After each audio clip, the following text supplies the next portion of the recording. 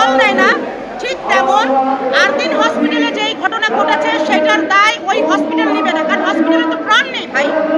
হসপিটালের একটা লাইসেন্স আছে, এটার উপরে নির্ভর করে আমাদের যে ডক্টররা, দায়িত্বশীল ডক্টররা আছেন, আমি বলবো ওই মুহূর্তে যে দায়িত্বশীল ডক্টররা ছিলেন, সিস্টাররা ছিলেন, তারপরে ওয়ার্ড বয়রা ছিলেন, এটার জন্য দায়ী তারা। তাদের সর্বোচ্চ সাজা হওয়া উচিত, যেন এরকম দায়িত্ব অবহেলা কেউ না করে।